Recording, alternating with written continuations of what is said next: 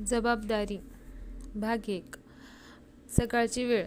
काचेचे ग्लासेस लावलेल्या इमारतीच्या जंगलातील एक इमारत आणि त्या इमारतीच्या 4थ्या मजल्यावर एक एक करून एका IT कंपनीचे कर्मचारी यायला लागले होते. 10 वाजायला आले आणि कर्मचाऱ्यांची गर्दी अचानक वाढली. सगळे कर्मचारी ऑफिसमध्ये जाण्याची गर्दी आणि घाई करू लागले. कारण एकच होते, उशीर होऊ नये. सगळ्या कर्मचाऱ्यांच्या येण्याची वेळ दरवाजावर स्मार्ट कार्डवर रीडवर नोंदली जात होती. नुसती जाण्याची वेळच नव्हे तर त्यांच्या दिवसभरातील एकूण आत बाहेर जाण्याचा वावरच त्या कार्डवर रीडरवर नोंदविला जात होता.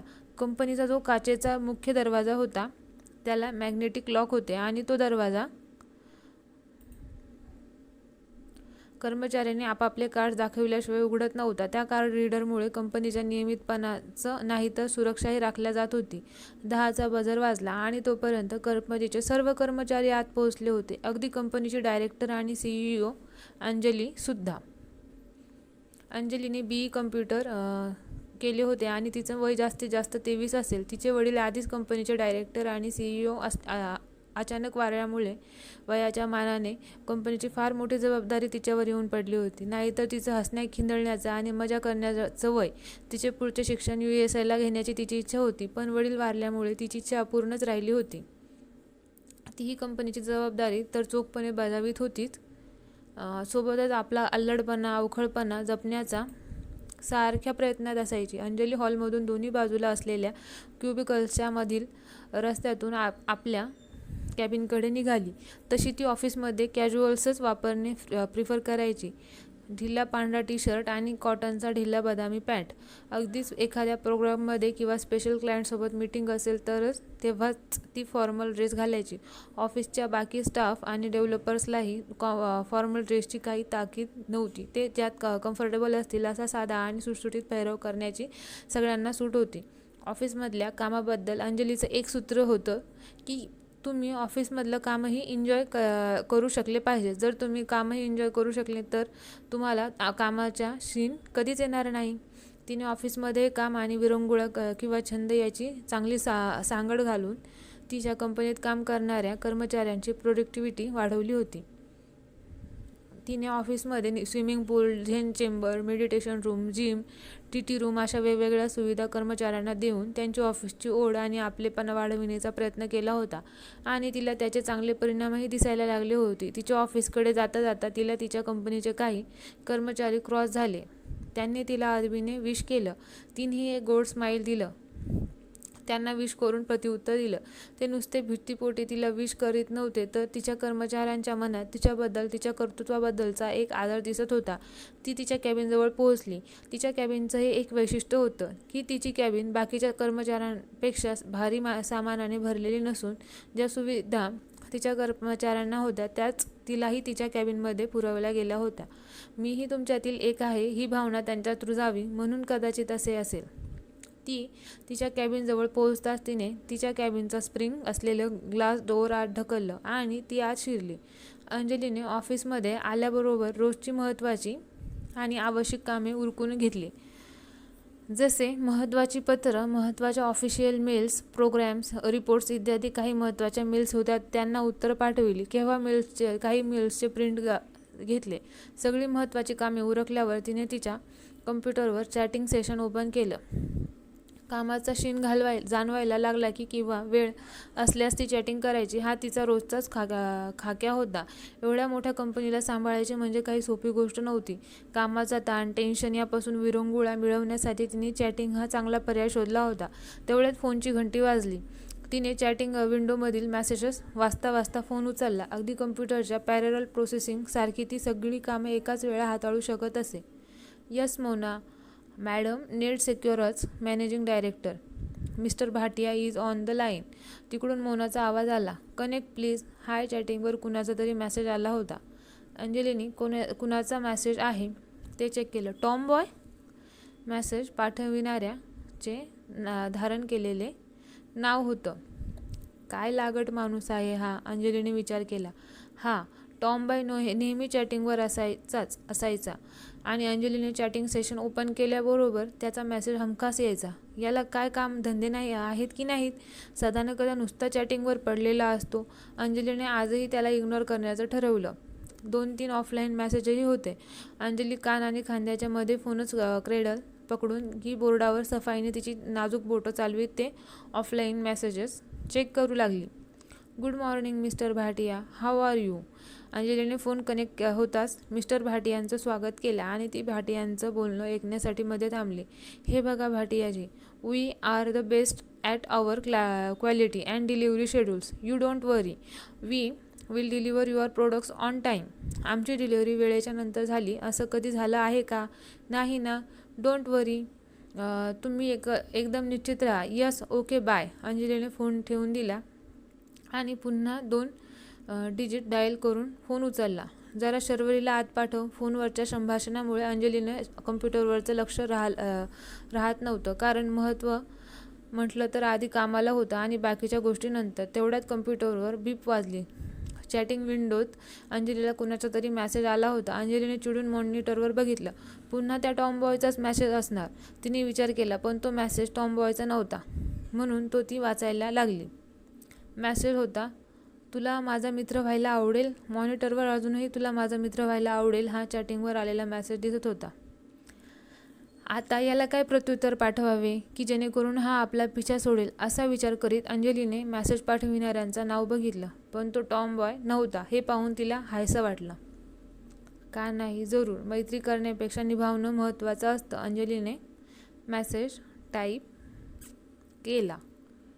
त्यानंतर तेवढ्या शर्वरी अंजलीची सेक्रेटरी आत आली. Yes ma'am.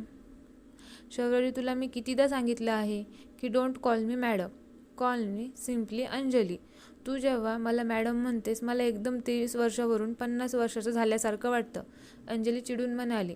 ती तिच्यावर रागावली तर खरं, पण मग तिला तिचंच वाईट वाटायला लागलं. अंजली अचानक एकदम गंभीर होऊन म्हणाली, खरं म्हणजे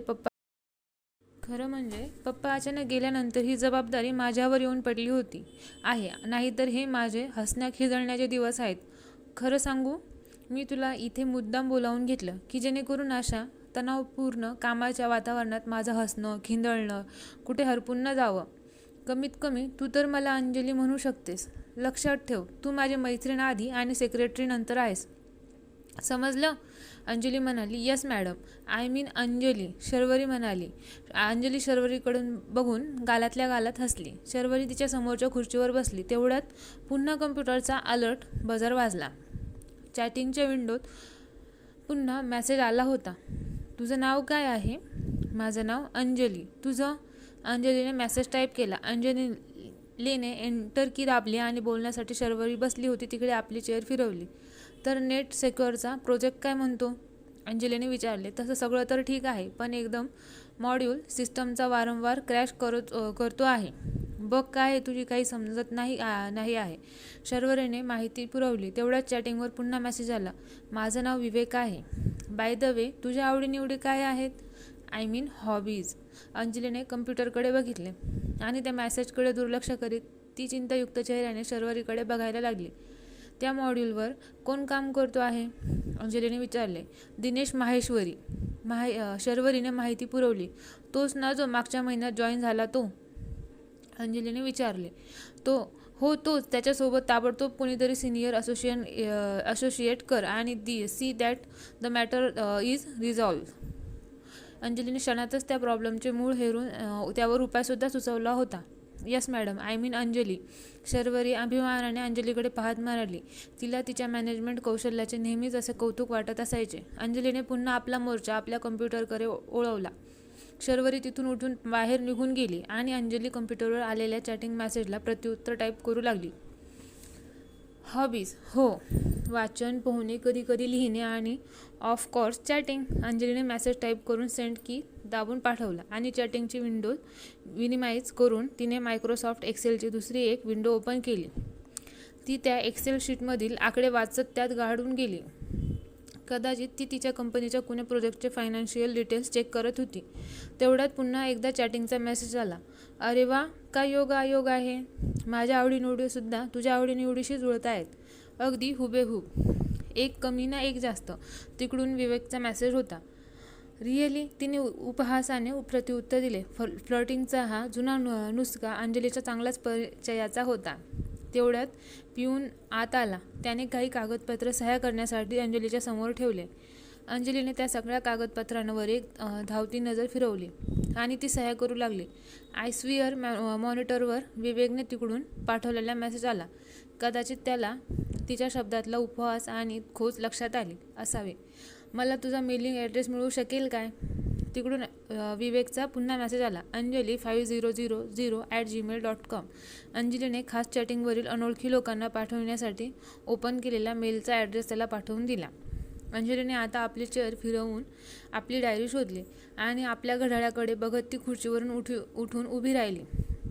आपली डायरी घेऊन ती जाण्यासाठी वळली. तेवढ्यात पुन्हा कम्प्युटरवर चॅटिंगचा बजर वाजला.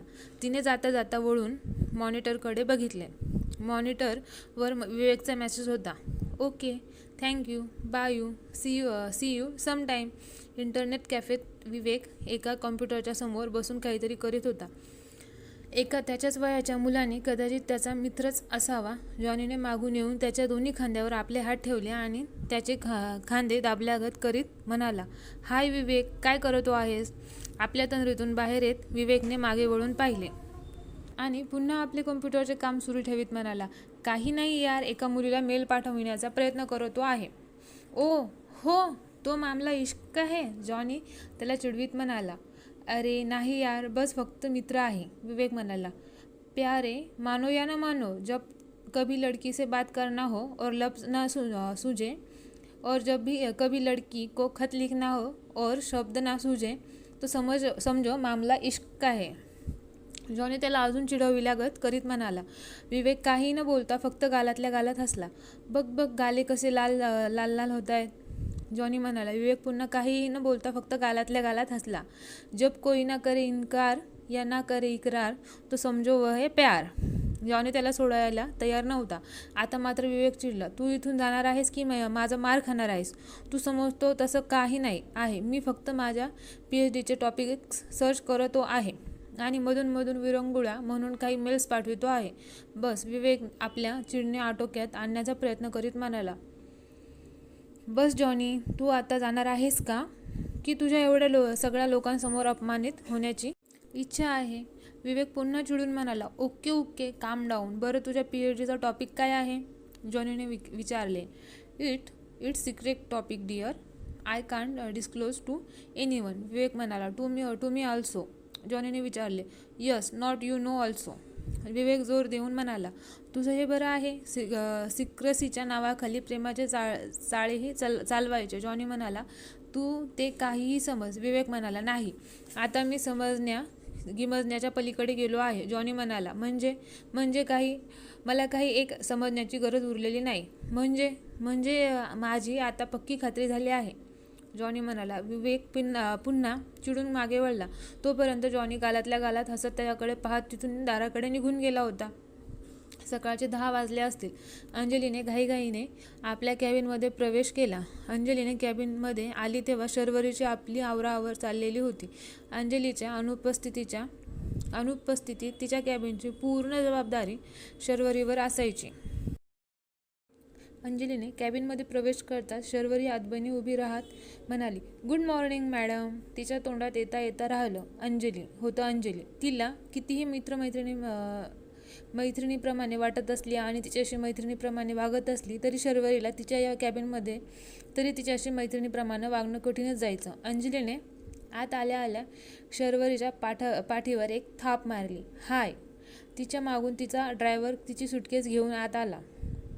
जशी अंजली आपल्या खुर्चीवर स्थानापन्न झाली, तिच्या ड्रायव्हरने तिची सुटकेस तिच्या बाजूला टेबलावर ठेवली आणि तो तिच्या कॅबिनमधून बाहेर निघून गेला.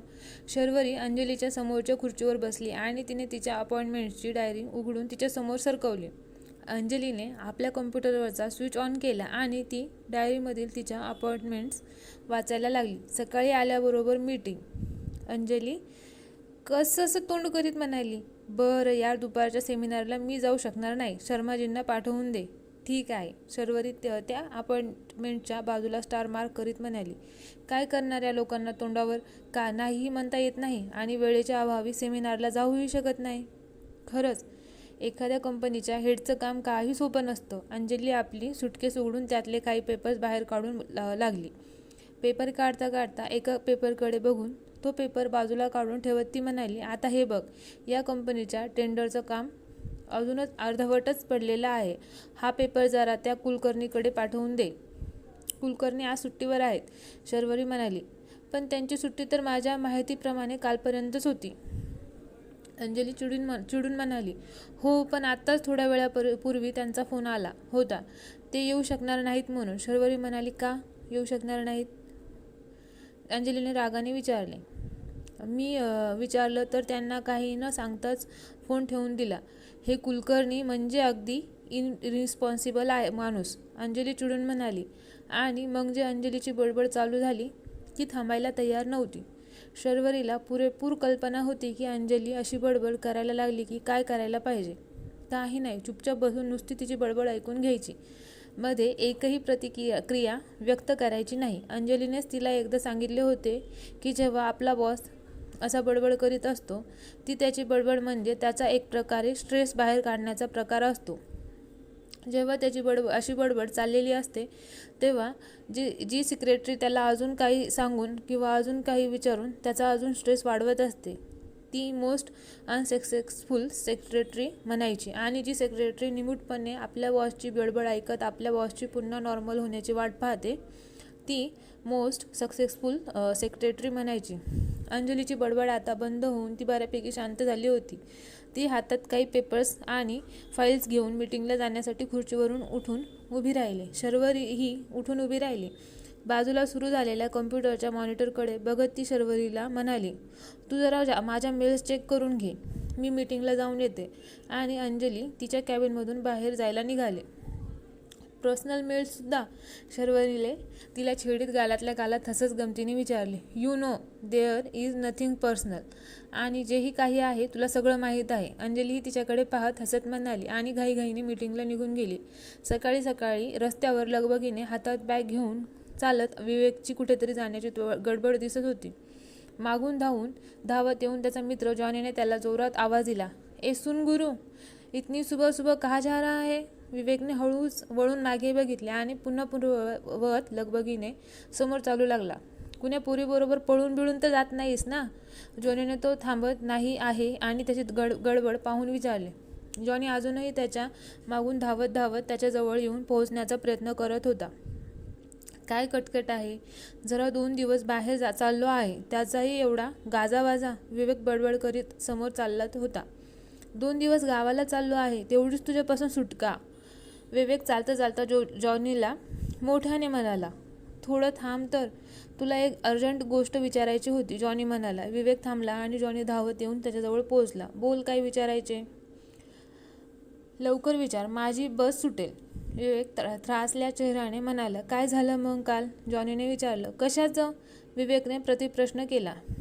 तेच, त्या मेलचं. काल मेल पाठवली की नाहीस? जॉनीने त्याला छेडल्यागत त्याच्या गळ्याभोवती खांद्यावर हात ठेवीत विचारले. काय विचित्र माणूस आहेस तू. कोणत्या वेळी कशाचं काय महत्त्व याचा काही ताळमेळ नसतो तुला. तिकडे माझी बस लेट होत आहे आणि तुला त्या मेलची पडली आहे. विवेक त्रासिकपणे त्याला त्याच्या आपल्या खांद्यावर ठेवलेला हात झटकत म्हणाला. विवेक आता पुन्हा लगबगीने पुढे चालू लागला. काय गोष्ट करतो यार तू. बसपेक्षा मेल केव्हाही महत्त्वाची. आता मला सांग, हावडा मेल, राजधानी मेल, ह्या मेल मोठ्या की तुझी ती टपरी बस? जॉनी अजूनही त्याच्या मागे जात त्याला छेडीत होता. विवेकला कळले होते की आता या जॉनीशी वाद घालण्यात किंवा त्याच्याशी बोलण्यात काहीही अर्थ नव्हता. तो समोर मुकाट्याने लांब पावले टाकीत जोरात चालू लागला आणि जॉनीही बडबड करीत आणि खटाळपणे गालातल्या गालात हसत त्याच्या मागे त्याला छेडत चालू लागला. शर्वरी अंजलीच्या कॅबिनमध्ये कम्प्युटरवर बसलेली होती. अंजली तिची सकाळची मीटिंग आटोपून तिच्या कॅबिनमध्ये परत आली. तिने घड्याळाकडे बघितले. जवळजवळ दुपारचे 12 वाजले होते. खुर्ची मागे ओढून ती त्या खुर्चीवर बसली आणि मागे खुर्चीला रेलून आपला थकवा दूर करण्याचा प्रयत्न करू लागली. शर्वरीने एकदा अंजलीकडे बघितले आणि ती पुन्हा आपल्या कम्प्युटरच्या कामात व्यस्त झाली. कुणाची काही खास मेल? अंजलीने शर्वरीकडे न बघताच विचारले. नाही, काही खास नाही, पण एक एक त्या टॉम बॉयची मेल होती, शर्वरी म्हणाली. Tom boy? काही लोक फारच चिकट असतात नाही? अंजली म्हणाली. हो ना. शर्वरीला अंजलीच्या बोलण्याचा रोख लक्षात आला होता, कारण अंजलीने पूर्वी तिला एकदा त्या टॉम बॉयबद्दल सांगितले होते. आणि हो, एक अजून, कुण्या विवेकची मेल होती, शर्वरी पुढे म्हणाली. विवेक? हो, तो काल चॅटिंगवर भेटलेलाच तोच असेल. मी सांगते ना, त्याने काय लिहिले असेल. तुझं वय काय, तुझा पत्ता काय. माझं वय फलाना फलाना आहे, माझा पत्ता फलाना फलाना, आणि मी फलाना फलाना काम करतो. आणि हळूहळू तो आपल्या खऱ्या जातीवर येणार. या माणसांची सर्व जातच अशी असते, लागट, लोचट आणि चिकट. तू म्हणते तसं काहीही त्याने लिहिलेलं नाही. शर्वरी मध्येच तिला तोडत म्हणाली. नाही तर मग एखाद्या कंपनीच्या प्रोडक्टची शिफारस केली असणार त्याने. म्हणजे तो प्रोडक्ट खरेदी आपण करायचा आणि त्याने फुकट कमिशन खायचं. अंजली म्हणाली. नाही, तसंही नाही. त्याने काहीही केलं नाही. शर्वरी म्हणाली. मग मग काय लिहिलं आहे त्याने? अंजलीने उत्सुकतेने मान वळवून शर्वरीकडे पाहत विचारले. त्याने मेलमध्ये काहीच लिहिलेलं नाही. त्याने ब्लँक मेल पाठवलेली आहे आणि खाली फक्त त्यांचं नाव विवेक असं लिहिलेलं आहे. शर्वरी म्हणाली. अंजली एकदम उठून सरळ बसली. बघू दे. अंजलीने शर्वरीकडे फोन वळून कॉम्प्युटरकडे बघत म्हणाली. शर्वरीने अंजलीचा मेल बॉक्समधील विवेकचा मेल क्लीन करून उघडली. खरंच ती मेल ब्लँक होती. अंजली, तू काहीही म्हण, पण या मुलात स्टाईल आहे. ॲटलिस्ट एवढं नक्की आहे की हा मुलगा बाकी मुलांपेक्षा जरा हटके आहे. शर्वरी अंजलीच्या मनाचा थांग घेण्याचा प्रयत्न करीत म्हणाली. तू जरा खूप चूप बसतेस. आणि काय मुलगा लावला आहे तुला? तो कोण, कुठला, त्याचं वय काय, काही माहीत आहे? तो एखादा रंगेल खुसट बुढाही असू शकतो. तुला माहीत आहेच आजकाल लोक इंटरनेटवर कसं पर्सनलायझेशन करतात. हो, तेही आहे म्हणा, पण काळजी करू नकोस. हे घे, मी आताच त्याची सायबर तहकीकात करते. शर्वरी पटापट कॉम्प्युटरच्या कीबोर्डचे काही बटन दाबत म्हणाली. थोड्या वेळातच कॉम्प्युटरच्या मॉनिटरवर जणू एक रिपोर्ट अवतरला. इथे तर त्याचं नाव फक्त विवेक असं लिहिलेलं आहे, आडनाव लिहिलेलं नाही आहे. मुंबईला राहणारा आहे आणि PhD करीत आहे. वय आहे. शर्वरीने जणू एखाद्या गोष्टीचा क्लायमॅक्स उघड करावा तसा एक पोज घेतला. अंजलीचाही आता उत्सुकता जागृत झाली होती आणि ती शर्वरी त्याचं वय काय सांगते याची वाट पाहू लागली. PhD म्हणजे नक्कीच कुणीतरी बुड्ढा घुसट असला पाहिजे. मी म्हटलं होतं ना. आणि त्याचं वय आहे 25 वर्ष. शर्वरीने जणू क्लायमॅक्स उघड केला. तो नूर ए जन्नत मिस अंजली, अब क्या किया जाए? शर्वरी तिला छेडीत म्हणाली. अंजली ही प्रत्युत्तर प्रयत्नपूर्वक आपला चेहरा निर्विकार ठेवीत म्हणाली. हां तर मग आपल्याला त्याचे काय करायचे आहे? देने वाले अपना पैगाम देकर चले गए, करने वाले तो अपना इशारा कर चले गए. उधर बड़ा बुरा हाल है दिल के, गालियाँ रोका, अब उन्हें इंतजार है बस आपके इशारों का. वा वा, क्या बात आहे. शर्वरी आपल्या शेअरची तारीफ करीत म्हणाली. आता काय करायचं? या मेलचं काय करायचं? डिलीट करून टाक, अंजलीने बेफिकरपणे म्हणत कमीत कमी तसा आव आणीत म्हणाली. डिलीट नहीं, इतना बड़ा सितम मत करो उस पर. एक काम करते हैं, कोरे खत का जवाब कोरे खत से ही देते हैं. शर्वरीने पटापट कॉम्प्युटरच्या कीबोर्डची बटन्स दाबली आणि त्याचा ब्लँक रिप्लाय पाठवून दिला. अंजलीने आज सकाळी आल्या आल्या तिच्या खुर्चीवर बसून कम्प्युटर सुरू केला. चॅटिंगचा विंडो ओपन केला आणि कुणाच्या चॅटिंगवर ऑफलाईन मेसेज आहे का ते बघू लागली. कुणाचाच ऑफलाईन मेसेज नव्हता. तिच्या चेहऱ्यावर निराशेचे भाव तरळले, पण ते लपवत ती तिच्या समोर टेबलावर ठेवलेली रिपोर्ट चाळायला लागली. तिच्या टेबलावर शर्वरी बसलेली होती. ती बारकाईने अंजलीच्या एक एक हालचाली टिपत होती आणि गालातल्या गालात हसत होती. रिपोर्ट चाळता चाळता अंजलीच्या लक्षात आले की ती गालातल्या गालात हसत आहे. तिने पटकन एक कटाक्ष शर्वरीकडे टाकला. का ग हसत आहेस? अंजलीने तिला विचारले. शर्वरीही मोठ्या सफाईने आपल्या चेहऱ्यावरचे हास्य लपवून गंभीर मुद्रा धारण करीत म्हणाली. मी कुठे हसत आहे? तेवढ्यात अंजलीचा कम्प्युटरचा बजर वाजला. अंजलीने पटकन मान वळवून उत्सुकतेने आपल्या कम्प्युटरच्या मॉनिटरकडे बघितले आणि पुन्हा रिपोर्ट वाचण्यात मग्न झाली.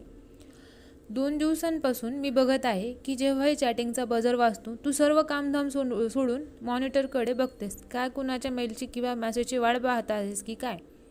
शर्वरीने विचारले. नाही, कुठे काय, अंजली म्हणाली आणि पुन्हा आपल्या टेबलावर ठेवलेले रिपोर्ट्स वाचण्यात मग्न झाली. म्हणजे कमीत कमी तसं भासवायला लागली. कम्प्युटरचा बझर पुन्हा वाजला. अंजलीने पुन्हा पटकन उत्सुकतेने मॉनिटरकडे बघितले आणि यावेळी ती तिची चाकाची खुर्ची झटक्यात वळवून कम्प्युटरकडे तोंड करून बसली. हा, नक्कीच त्या विवेकचा मेसेज आहे, शर्वरी पुन्हा तिला छेडीत म्हणाली. कोणत्या विवेकचा? अंजलीही काही न कळण्याच्या आव्हानीत म्हणाली. कोणता? तो त्या दिवशी चॅटिंगवर भेटलेला. शर्वरीही तिला सोडण्याच्या मूडमध्ये नव्हती. हे तू एवढ्या खात्रीने कसं काय म्हणू शकतेस? अंजलीने कम्प्युटरवर काम करता करता विचारले. मॅडम, तुमच्या चेहऱ्याचा रंग सगळं काही सांगतो आहे, शर्वरी गालातल्या गालात हसत म्हणाली.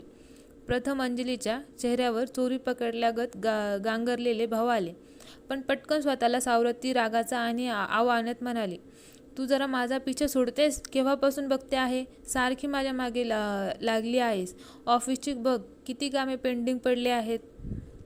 ती जरा जाऊन बघ बरं, अंजली म्हणाली. अंजलीचा इशारा समजून शर्वरी तिथून उठली आणि गालातल्या गालात हसत तिथून निघून गेली.